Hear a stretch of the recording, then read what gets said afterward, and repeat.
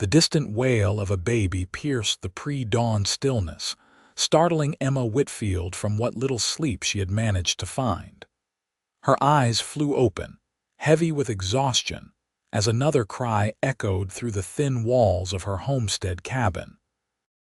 Colorado Territory, 1872, was no place for a woman alone with an infant, but fate had dealt her this hand, and she was determined to play it through. Emma pushed herself upright, her cotton nightgown damp with sweat despite the October chill that seeped through the cabin's cracks.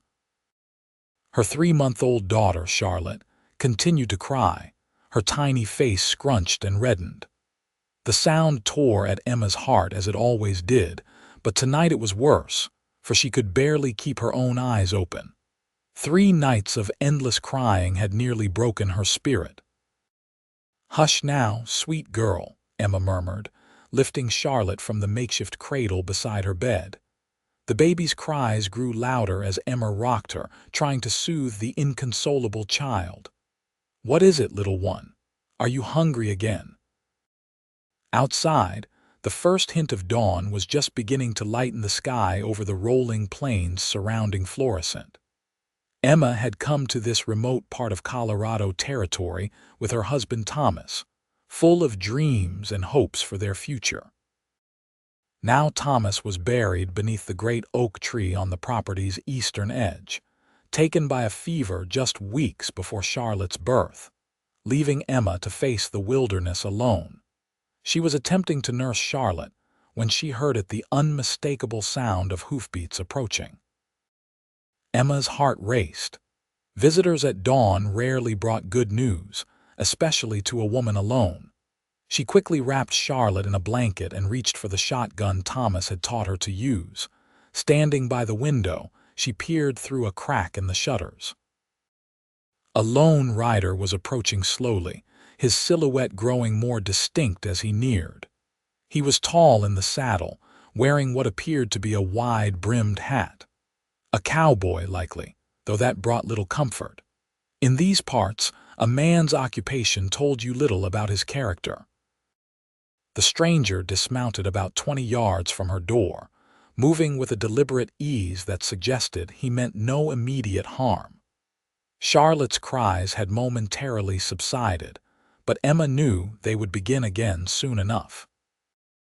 "Hello, the house," the man called, his voice carrying clearly through the morning air.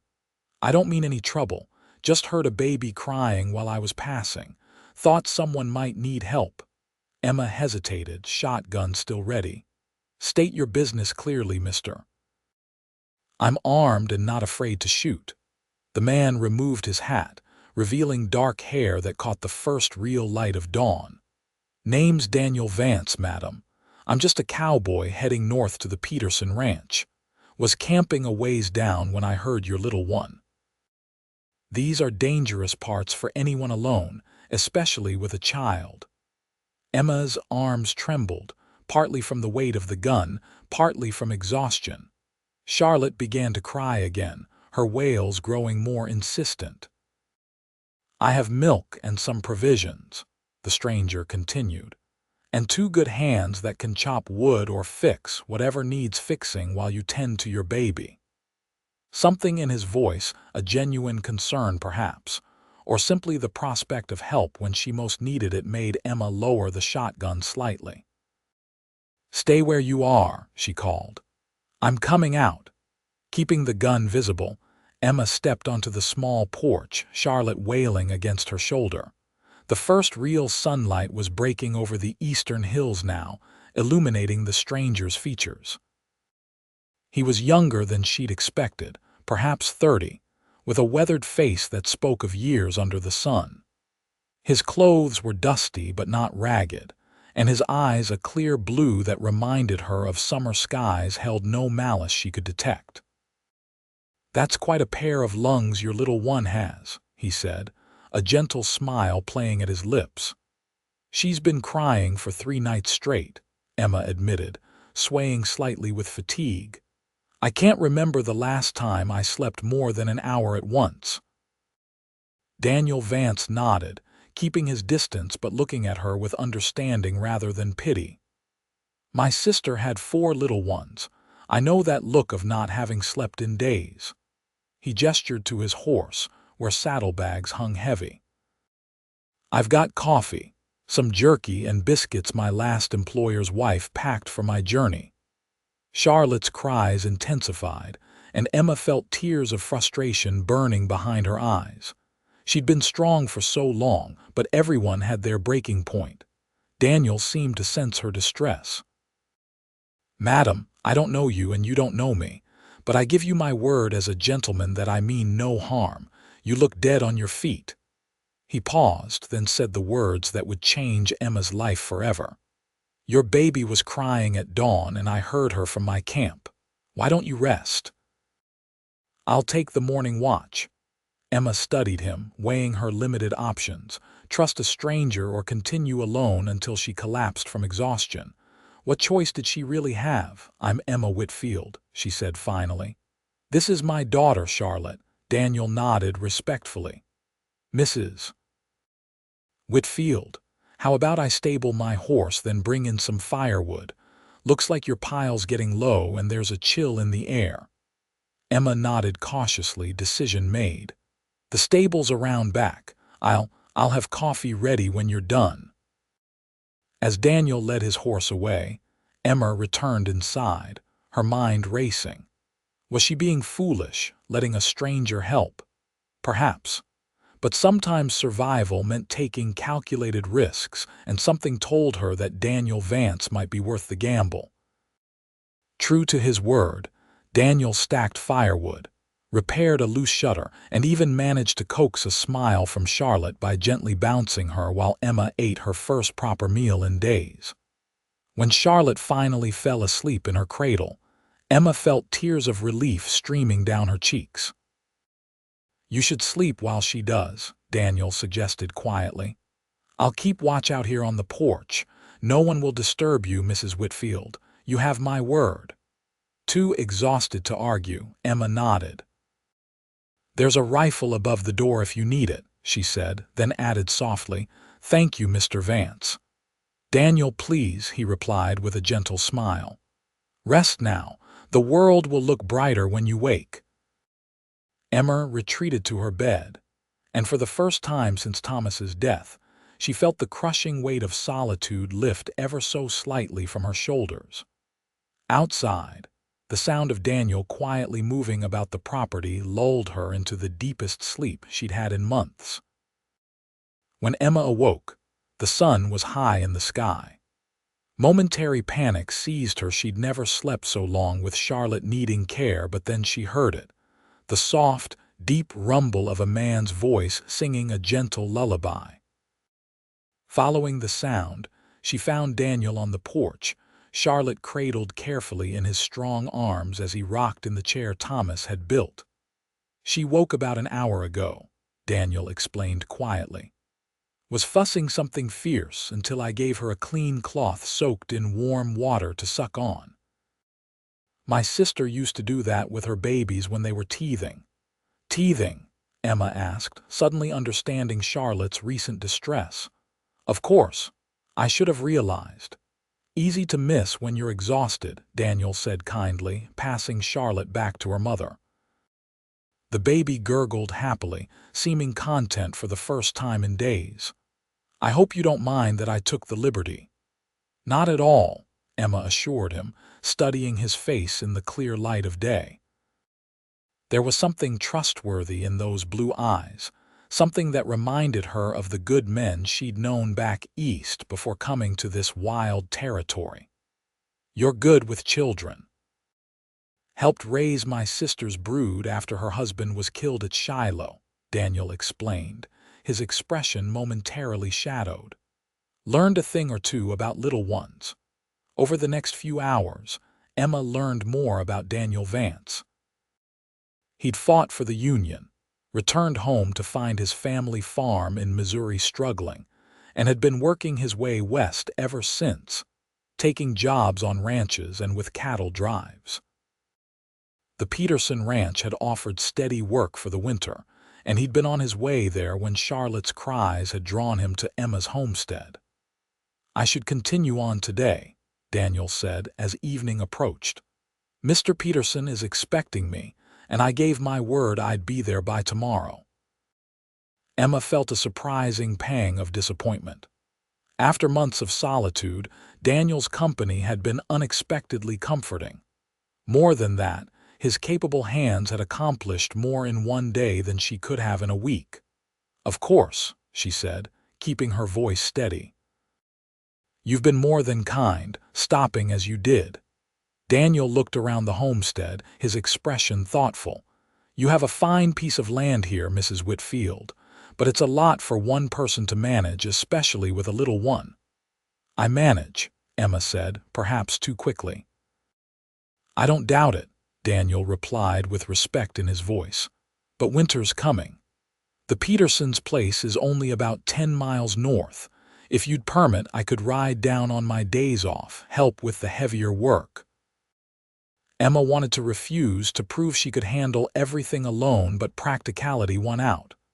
"That would be appreciated, Mr. Vance." "Daniel," he reminded her with a smile that creased the corners of his eyes. "Daniel," she echoed, feeling a faint warmth rise to her cheeks. As promised, Daniel returned the following Sunday, and the Sunday after that. Each time he brought supplies from town: coffee, sugar, fabric for baby clothes, newspapers from Denver with news of the outside world. He chopped endless cords of firewood, repaired the chicken coop, and even began work on a more sturdy barn for the coming winter. November brought the first snow, blanketing the rolling hills around Florissant in pristine white. Emma stood at her window watching the flakes fall, Charlotte now happily gnawing on a wooden teething ring Daniel had carved for her. The baby had grown noticeably in the weeks since Daniel had entered their lives, her cheeks fuller, her smiles more frequent. So had the warmth in Emma's heart whenever she thought of the Cowboy's upcoming visit. She told herself it was merely gratitude and the comfort of knowing someone cared about their well-being. Nothing more. Thomas had been gone barely a year, and she had promised herself to honor his memory. Yet when the sound of hoofbeats approached that Sunday, muffled by the snow, Emma found herself checking her reflection in the small mirror, tucking a stray strand of auburn hair behind her ear, and wondering when such vanity had returned to her life. Daniel arrived with rosy cheeks and snowflakes melting in his dark hair. He carried a small pine tree over one shoulder, explaining that Christmas was coming, and every home should have something festive, especially for little Charlotte. That evening, as they decorated the tree with strings of dried berries and pine cones, Charlotte sleeping peacefully for once, Emma found herself laughing for the first time in months. The sound startled her, so foreign had it become. "It's good to hear you laugh," Daniel said softly, watching her with those clear blue eyes that seemed to see straight through her carefully constructed walls. "I'd almost forgotten how," Emma admitted, suddenly finding the pine needles very interesting. "Mrs. Whitfield." "Emma," Daniel began, his voice unusually hesitant. "There's something I should tell you." Emma's heart quickened. "Yes. Mr. Peterson has offered me a partnership, a small parcel of his land, some cattle of my own to start with. It's more than I ever hoped for, a chance to put down roots after years of drifting." "That's wonderful news," Emma said, ignoring the hollow feeling spreading in her chest. A partnership meant permanence. Daniel would likely find a suitable wife in town, start a family of his own. Their Sunday arrangement would naturally come to an end. "You certainly deserve it after all your hard work." "Thank you," Daniel said, watching her carefully, "but it changes things." "Of course," Emma nodded, busying herself with the tree. "You'll be much busier." "I understand completely if you can't spare the time to ride down here anymore." "Actually," Daniel said, gently taking her hand to still her nervous movements, "I was hoping it might mean I could call on you more properly." Emma's eyes flew to his face. I don't understand. Daniel's hand remained holding hers, warm and strong. These past weeks, getting to know you and Charlotte, have been the happiest I can remember. I know it hasn't been long since you lost your husband, and I would never presume to rush you. But I wanted you to know that my intentions. My feelings. He faltered, then gathered himself. What I'm trying to say, rather poorly, is that I care for you both deeply. Emma stared at him, heart pounding. She had not expected this, had not allowed herself to even consider the possibility. Yet here it was, offered like a gift she wasn't sure she deserved. Daniel, she began, but a sudden loud knocking at the door interrupted her words. Daniel was on his feet instantly, hand moving to the pistol at his hip. Stay here, he said quietly, all softness gone from his voice. He moved cautiously to the door, opened it a crack, then relaxed slightly. Can I help you, friend? A man's voice, urgent and strained, carried through the cabin. Looking for Mrs. Whitfield. Name's Jenkins from over Cripple Creek Way. Got a woman in labor, complications bad. Midwife said to fetch her, said Mrs. Whitfield was a nurse back east. Emma was already reaching for her shawl. Before Thomas had convinced her to try pioneering life, she had indeed worked alongside doctors in a Philadelphia hospital. Her skills were limited but apparently well known enough in these parts where medical help was scarce. I'll come, she said, moving to the door. Daniel, could you? I'll watch Charlotte, he said immediately. Go, do what you need to do. The next 12 hours were a blur of blood, pain, and desperate prayers, as Emma helped bring twins into the world, a boy and a girl, both small but fighting for life. The mother, barely older than Emma herself, had hemorrhaged badly, but by morning was resting, pale but stable, her babies swaddled beside her. When Emma finally returned home, exhausted but satisfied, she found Daniel asleep in the rocking chair, Charlotte curled contentedly against his chest, his large hand protectively cradling her tiny form. The sight stopped Emma in her tracks, a vision of what could be, of a future she had not dared imagine after Thomas's death. Daniel stirred, eyes opening to find her watching. Everything all right? He asked softly, careful not to disturb Charlotte.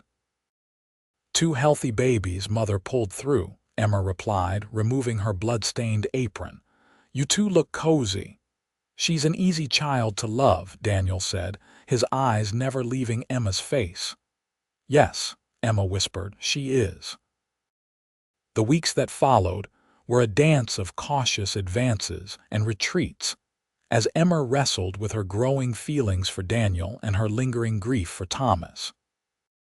Daniel never pushed, never demanded, simply continued his Sunday visits, bringing joy and laughter back into their lives, one carefully placed step at a time. Christmas Eve arrived with a heavy snowfall that threatened to keep Daniel away, but just as dusk was falling, Emma spotted him approaching, leading his horse through drifts that reached past his knees in places. You shouldn't have come in this weather, she scolded, hurrying him inside toward the fire.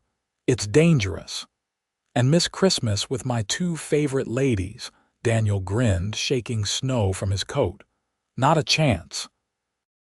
He produced small packages from his saddlebag, a wooden horse he'd carved for Charlotte, and, to Emma's surprise, a delicate silver locket.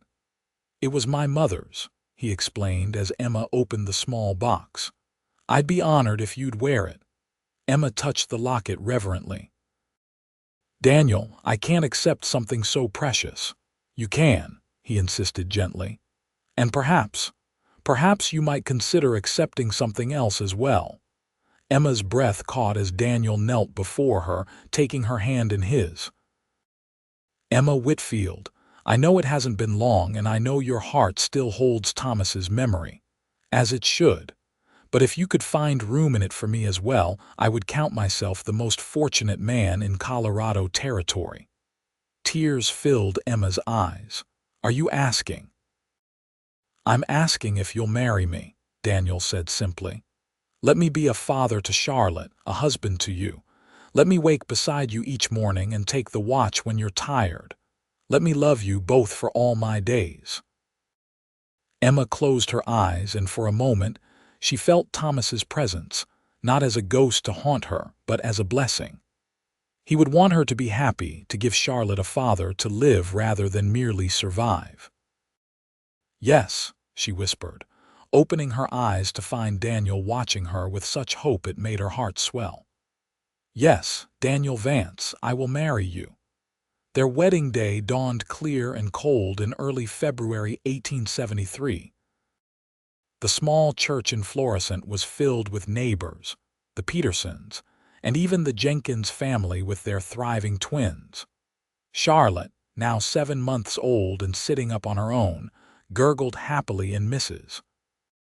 Peterson's lap as Emma walked down the aisle to where Daniel waited, looking more handsome than she'd ever seen him in a new black suit. As they spoke their vows, Emma felt the weight of the past year lifting. She would always love Thomas, would always honor his memory, but life was for the living. And the life she saw stretching before her with Daniel and Charlotte was full of promise. That night, after the celebrations had ended and they were alone in the cabin, now their cabin, Daniel took her in his arms with a gentleness that brought tears to her eyes. "My wife," he whispered against her hair. "I never thought I'd be lucky enough to say those words."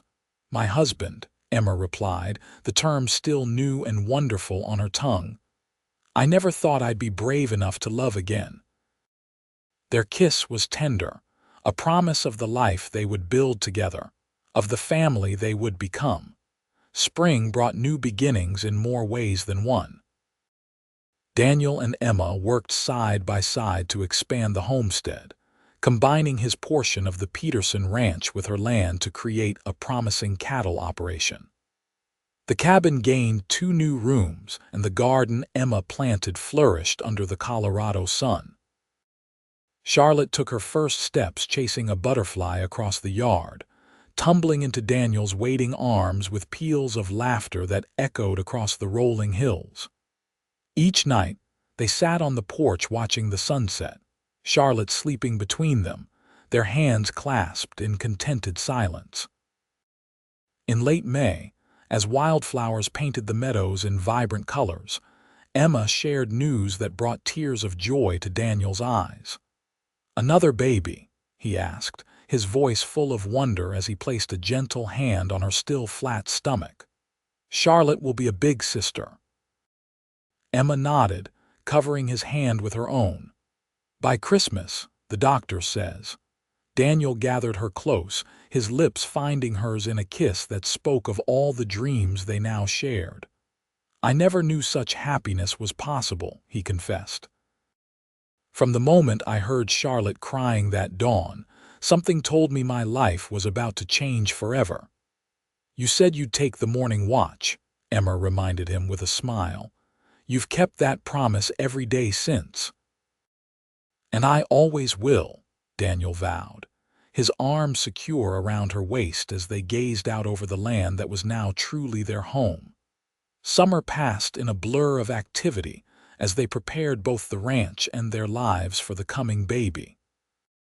Daniel taught Emma to ride again, something she hadn't done since arriving in Colorado, and together they explored the furthest reaches of their property on horseback, planning for future expansion. Charlotte grew into a lively toddler, her dark curls and bright eyes the mirror image of her mother, though she had inherited her father Thomas's stubborn chin and inquisitive nature. She followed Daniel everywhere, perched on his shoulders as he mended fences or riding before him on his horse as he checked the growing herd of cattle. "Dada," she called him, the word appearing one morning as naturally as sunrise, bringing a look of such profound emotion to Daniel's face that Emma had to turn away to hide her tears. "Is it wrong?" she asked that night as they lay together, her growing belly between them. That she calls you that. Thomas would be grateful his daughter has a father who loves her, Daniel finished gently. As I will be grateful if anything ever happens to me that our children have you. Love isn't divided by sharing, Emma. It multiplies.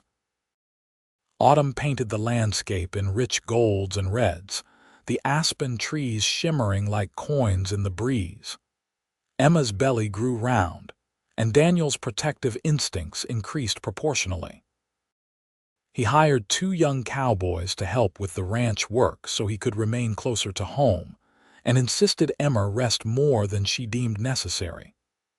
I'm pregnant, not made of glass, she protested one afternoon as Daniel insisted on carrying a basket of laundry she was perfectly capable of managing. Humor me, he replied with the smile that still made her heart skip. I nearly lost my mind with worry when you were delivering the Jenkins twins. I can't imagine how I'll survive when it's you in labor. You'll do just fine, Emma assured him, stretching up to place a kiss on his worried brow. Men have been surviving their wives' childbirths for centuries. None of those men loved their wives as much as I love you, Daniel countered, his arms encircling her and their unborn child. November brought the first snow again, exactly 1 year since Daniel had brought the Christmas tree that had marked the beginning of their courtship. This year, they cut a tree together, Charlotte bundled against the cold as she helped by carrying the smallest branches back to the cabin. As the first contractions began in the early hours of December 20th, Emma woke Daniel with a calm hand on his shoulder. It's time, she said simply. The hours that followed tested them both.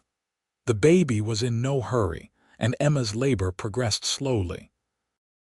Daniel sent one of the ranch hands for the doctor and the other for Mrs. Peterson, who had become like a mother to Emma over the past year.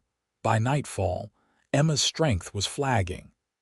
The doctor looked concerned, whispering to Mrs. Peterson in the corner of the bedroom while Daniel knelt beside the bed, holding Emma's hand and wiping her brow.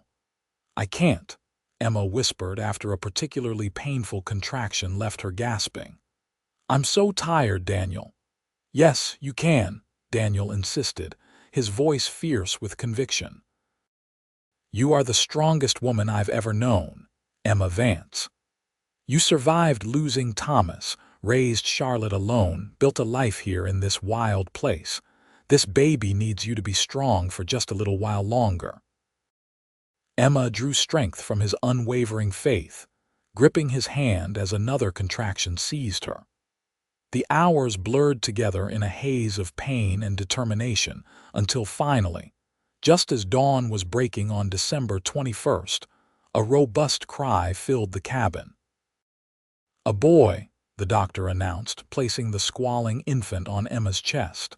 A fine, healthy boy. Daniel's face was streaked with tears as he gazed at his son, his hand trembling slightly as he reached out to touch the baby's dark hair. He's perfect, he whispered. You're both perfect. They named him William Thomas Vance, honoring both Daniel's father and Emma's first husband. Little Will, as they called him, had his father's blue eyes and his mother's determined spirit, making his presence known throughout the house with lusty cries that reminded Emma of Charlotte's early days. Your baby was crying at dawn, Daniel reminded her one morning as he took Will from her arms. The cowboy said you'll rest, I'll take the morning watch, some things never change. Emma smiled, watching as Daniel expertly cradled their son. And I'm grateful for that every day. The years that followed brought both challenges and joys as their family and ranch prospered side by side. The cattle operation expanded, requiring more hands and eventually a proper bunkhouse for the men Daniel hired. The original cabin grew too, room by room, until it became a proper ranch house with a wide porch that wrapped around 3 sides. Charlotte grew into a capable young girl with her mother's healing touch, often accompanying Emma when neighbors called for medical assistance. By the time she was 10, She could ride as well as any of the ranch hands, and had a natural way with the animals that made Daniel beam with pride. Will developed his father's easy charm and love of the land, trailing after Daniel from the moment he could walk, soaking up knowledge of cattle and horses like a sponge. When he was 5, he announced solemnly that he would run the ranch someday, just like Pa. 2 more children joined their family over the years: Margaret Rose, born in the spring of 1876, and Joseph Daniel, who arrived on Christmas morning 1878, a special gift that completed their family circle. Each child brought new dimensions of joy and worry, laughter and noise to the Vance household. And through it all, Daniel and Emma's bond deepened, tempered by the challenges they faced together: drought years that threatened the herd, a fire that nearly claimed the barn, a bout of scarlet fever that swept through the children, leaving them weak but thankfully alive. In 1880, as Colorado celebrated its 4th year of statehood, Daniel and Emma hosted a grand Independence Day celebration at the ranch, now one of the most successful operations in the county. Neighbors from miles around gathered for a day of feasting, dancing, and community that stretched long into the summer night. As twilight fell, lanterns were lit around the yard, casting a golden glow over the festivities. Daniel found Emma standing slightly apart, watching their children play with the other youngsters. "Happy?" he asked, slipping an arm around her waist. "Beyond measure," Emma replied, leaning into his familiar strength. "Sometimes I can hardly believe this life is ours." Daniel nodded, his eyes reflecting the lantern light. "I think about that morning sometimes. What if I'd camped elsewhere and never heard Charlotte crying? What if I'd just ridden on thinking it wasn't my concern?" "But you didn't," Emma reminded him. "You stopped. You offered to take the watch so I could rest." "Best decision I ever made," Daniel said, turning to face her fully. At 40, his face showed the lines of years spent under the Colorado sun, but his eyes still held the same clarity, the same devotion that had first won her heart. "I love you more today than I did then, Emma Vance, and I'll love you more tomorrow than I do today." Emma reached up to touch his face, her fingers tracing the familiar contours. "That works out well," she teased gently, "since I happen to feel exactly the same way about you." Their kiss was interrupted by 8-year-old Will's disgusted "Awa, Pa," and 5-year-old Maggie's delighted giggling, while little Joey simply demanded to be picked up, arms stretched toward his father. Daniel laughed, swinging his youngest son into his arms. "Come on, everyone. They're about to start the fiddle music, and I promised your mother a dance." Later, as they moved together beneath the stars, Emma's head resting against Daniel's shoulder, she thought about the paths that had brought them here, the sorrows and joys, the challenges overcome, the love that had grown from an unexpected meeting at dawn. "What are you thinking about?" Daniel murmured against her hair. "How life gives us second chances when we least expect them," Emma replied, "and how grateful I am that you were my second chance." Daniel's arms tightened around her. "We were each other's second chance," he corrected gently. "And I plan to make the most of every day of it for the rest of our lives." As the years rolled by, the Vance Ranch became a cornerstone of the community around Florissant.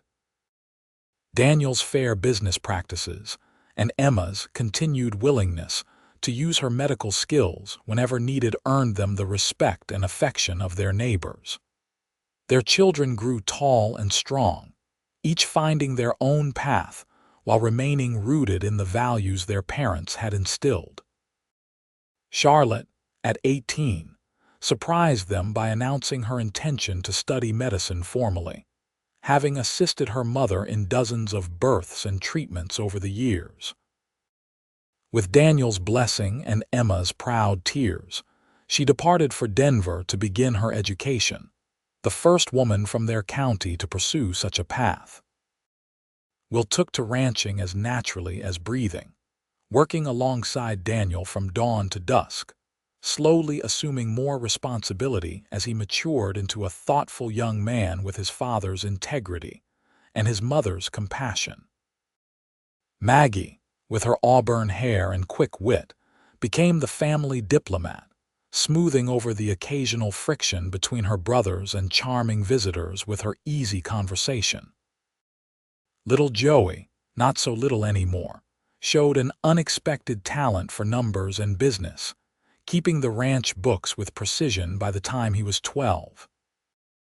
In 1890, as Daniel and Emma celebrated their 17th wedding anniversary, they stood together on the porch of their home, watching the sunset paint the mountains in shades of purple and gold.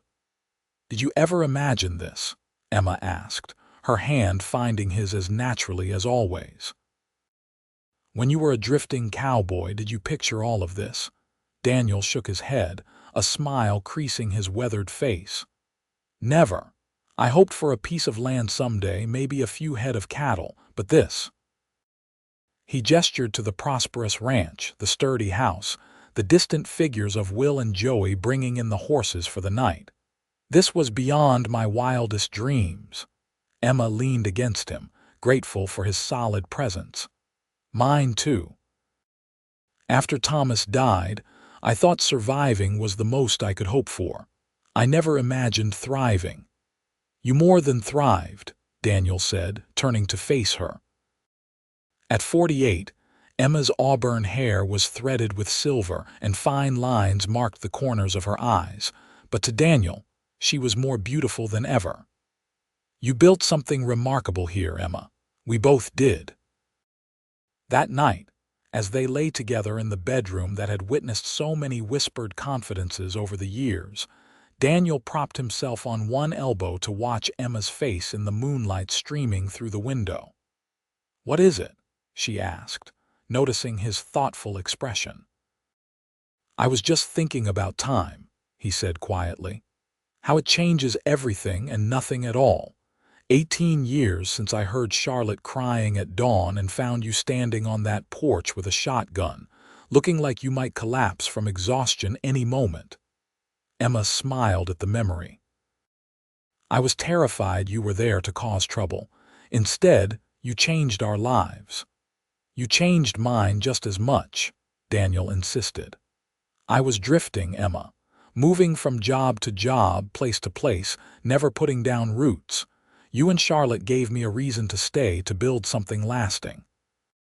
Emma reached up to touch his face, her fingers tracing the familiar lines around his eyes. "We built it together, and we're not finished yet." Indeed, they weren't. The years continued to bring new chapters to their story as their children grew into adults with lives and families of their own. Charlotte returned from medical school as Dr. Charlotte Whitfield Vance, setting up a practice in Colorado Springs, but returning home frequently. Will married Mary Peterson, the granddaughter of Daniel's original employer, creating a fitting connection between the two ranches. Maggie surprised everyone by falling in love with a visiting professor from Boston and moving east, though she brought her husband and children west every summer. Joey expanded the ranch's operations into breeding horses, developing a line of stock that became sought after throughout the territory. As Daniel's 60th birthday approached in 1902, Emma planned a celebration to gather their scattered family back to the ranch. Charlotte arrived first with her husband Robert, a fellow doctor she'd met during her training. Their twin boys, now 10, raced from the carriage to tackle their grandfather with enthusiastic hugs. "Careful with Grandpa," Charlotte cautioned, though she knew Daniel was still strong despite his years. "Nonsense," Daniel laughed, swinging one boy under each arm. "These young fellows can't hurt me. I wrestle steers that are a lot more trouble."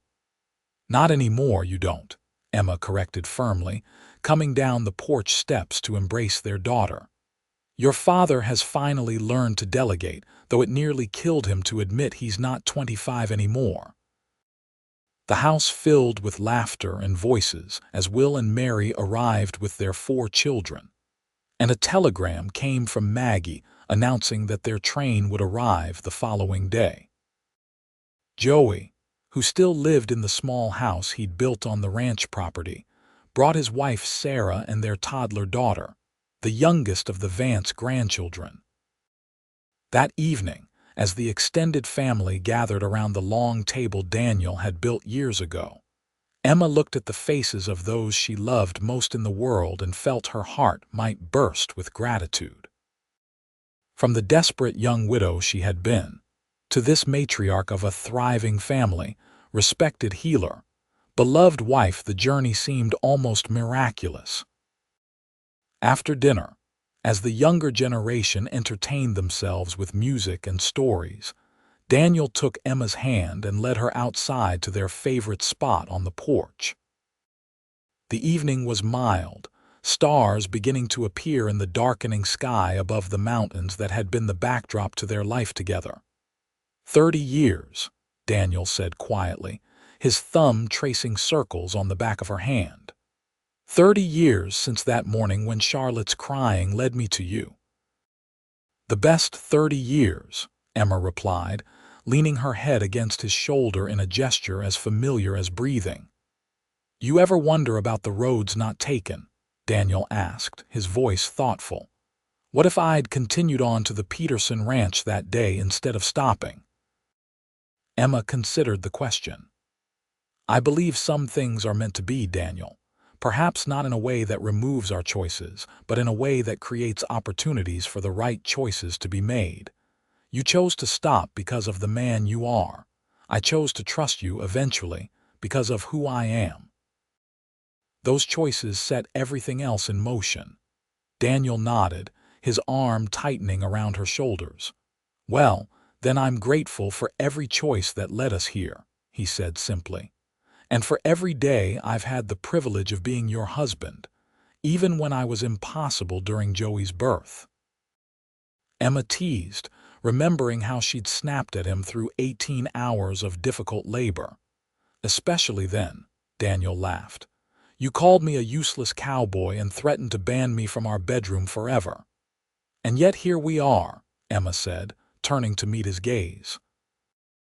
The years had lined his face and silvered his once dark hair, but his blue eyes remained as clear and honest as they had been on that first morning. Still together. Always together, Daniel promised, bending to kiss her with the tenderness that had never faded. The birthday celebration lasted 3 days, filling the ranch with memories both old and new. On the final evening, after the younger children had been put to bed, the adults gathered on the porch to watch a spectacular sunset. Charlotte had brought her camera, a recent passion, and insisted on taking a photograph of her parents together on the porch steps. For posterity, she explained, positioning them carefully. So your great-grandchildren will know what the founders of the Vance legacy looked like. Daniel and Emma exchanged amused glances, but obediently sat where directed. As Charlotte disappeared beneath the black cloth to take the picture, Daniel leaned close to Emma's ear. Think she knows we can still hear her muttering technical terms under there? He whispered, making Emma stifle a laugh. Be serious for 10 seconds, please, Charlotte called, her voice muffled. Mother, stop giggling. Yes, doctor, Emma replied solemnly, though her eyes still danced with mirth. The photograph, when developed, captured something essential about them, the comfortable way they leaned toward each other. The matching lines around their eyes that spoke of decades of shared laughter. The steadfast love that had only deepened with time. Charlotte presented it to them in a silver frame before her departure, and it took a place of honor in their bedroom, a testament to the life they had built together. As the years continued to pass, bringing the new century fully into bloom around them, Daniel and Emma gradually stepped back from the daily operations of the ranch, allowing Will and Joey to take the reins more completely. They still rode out together on fine mornings, surveying the land that had sustained their family for decades. But they also found time for quieter pleasures, reading aloud to each other in the evenings, writing long letters to Maggie in Boston, welcoming a steady stream of grandchildren who came to stay during school holidays. In 1912, as they celebrated their 39th wedding anniversary, Emma suffered a mild heart episode that frightened Daniel more than anything since the difficult birth of their last child. The local doctor, one of Charlotte's proteges, ordered rest and a reduction in activities, advice Emma initially resisted but gradually accepted as necessary. "I'm not ready to lose you," Daniel told her bluntly as he insisted she remain in bed for a full week afterward. "So you'll do exactly as the doctor says, or I'll tie you to this bed myself." Emma raised an eyebrow at his vehemence. "That sounds more interesting than the doctor's prescribed treatment." "Emma Vance!" Daniel exclaimed, though a reluctant smile tugged at his lips. At 70, he was still handsome, still straight-backed and clear-eyed, though he used a cane on cold mornings when his old cavalry injury troubled him. "You're impossible." "And yet you love me," she countered, reaching for his hand. "More than life itself," Daniel agreed, the simple truth of it reflected in his eyes. Emma recovered, though she never regained her full former energy. Together, they adapted to this new reality, finding joy in smaller moments, in the rhythm of days shared in deep companionship. They watched as automobiles began to appear on the roads around Florissant, as telephones connected their ranch to the wider world, as their grandchildren brought news of changes that sometimes bewildered them. In the spring of 1922, as they approached their 50th wedding anniversary, their entire extended family, children, grandchildren, and even 3 great-grandchildren gathered at the ranch for a celebration that drew friends and neighbors from miles around. The Vance Ranch, now operated primarily by Will with assistance from Joey, had become one of the most respected in Colorado, known for its quality stock and fair business practices. The day of the anniversary dawned clear and perfect, the kind of Colorado morning that had first welcomed Emma to this land so many years before. Daniel woke early, as was still his habit, and slipped out of bed without waking Emma. He made his way slowly to the porch, settling in the rocking chair to watch the sunrise paint the eastern sky in shades of pink and gold. Emma found him there a short time later, a shawl wrapped around her shoulders against the morning chill. Without a word, she settled in the chair beside him, her hand finding his as naturally as breathing. 50 years, Daniel said after a comfortable silence, his voice soft with wonder. "Half a century since you agreed to marry me." "Best decision I ever made," Emma replied, echoing words he had spoken to her many times over the decades. Daniel turned to look at her, his aged face still handsome, still unmistakably the cowboy who had stopped to help a desperate young widow and her crying baby. "Do you remember what I promised you that morning? The very first morning?" Emma smiled, the memory as clear as if it had happened yesterday instead of 50 years ago. "You said I should rest, and you'd take the morning watch." "I did," Daniel nodded, his eyes crinkling at the corners. "And I meant every word then, just as I mean them now. I'll always watch over you, Emma, in this life and whatever comes after." Emma leaned over to press a kiss to his weathered cheek. "As I will you, my love. Always." They sat together as the sun rose fully over the land they had tamed and loved, their hands clasped between them, their hearts as intertwined as their lives had become. Behind them, the house began to stir with the sounds of their legacy children's laughter, adult conversations, the bustle of preparations for the day's celebration. 50 years from that desperate dawn when a baby's cry had drawn a weary cowboy to their door. 50 years of love, of challenges overcome, of a family built through both blood and choice. 50 years of mornings and evenings shared, of watches taken and rest given, of a partnership that had withstood every test time could offer. As their family spilled out onto the porch, surrounding them with love and congratulations, Daniel and Emma exchanged a look that needed no words, a look that carried the weight and wonder of their shared journey, and the promise of whatever days remained to them. It had begun with a baby crying at dawn and a cowboy's simple offer. It had become a love story for the ages, written across the Colorado landscape, etched into the very bones of the land that had witnessed their beginning. And though no story lasts forever on this earth, theirs would continue in the lives they had touched, in the family they had created, in the legacy of love they would leave behind when their own morning watch was finally done.